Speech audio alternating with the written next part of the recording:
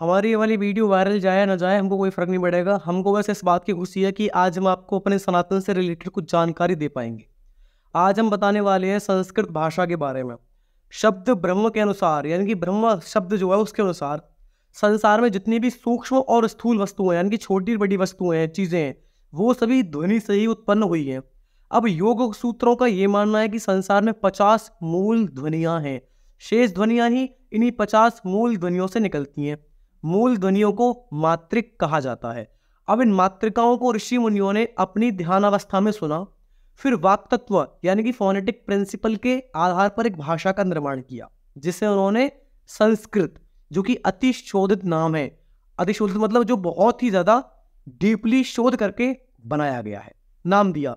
अब संस्कृत एक ऐसी भाषा है जिसमें मनुष्य के कंठ अर्थात गला, दंत मतलब दांत, जिह्वा मतलब की जीभ, ओष्ठ मतलब की होठ, तालु मतलब कि अंदर का हिस्सा, इन सभी से निकलने वाले जो ध्वनियां हैं, सभी ध्वनियों को ज्यों का त्यों शब्दों में लिखा जाता है। अब विश्व की किसी भी अन्य भाषा को आप इस तरीके से लिखना संभव ही नहीं है, ना ही आप इसको लिख सकते हो। संस्कृत भाषा में 51 वर्ण है, जिनमें की ब्रह्मलिपि के द्वारा उनको लिखा गया है।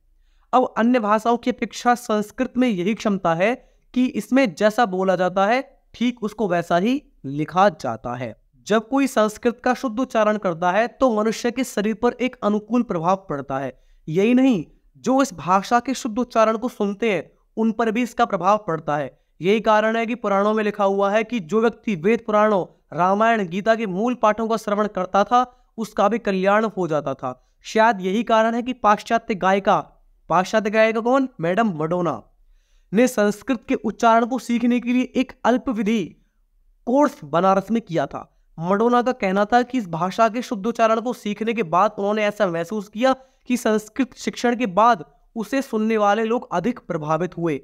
खेद है कि आज संस्कृत एक जीवित भाषा नहीं है। गुप्त काल के दौरान संस्कृत समस्त भारत की राष्ट्रीय भाषा हुआ करती थी, पर कालांतर में इसका लोप हो गया। एक सर्वे के अनुसार देश में संस्कृत बोलने व समझने वालों पर मात्र 6-7 हजार ही लोग हैं और संस्कृत भाषा को जीवित बनाने के लिए जर्मनी में कई शोध हुए हैं। पर आज आवश्यकता इस बात की है कि ऐसे शोध भारत में भी होने चाहिए। संस्कृत संबंधी एक आश्चर्यजनक बात यह है कि अमेरिका में रहे भारतीयों ने न्यू जर्सी शहर में संस्कृत की एक संस्था खोली है और वहां वो संस्कृत सिखाते हैं।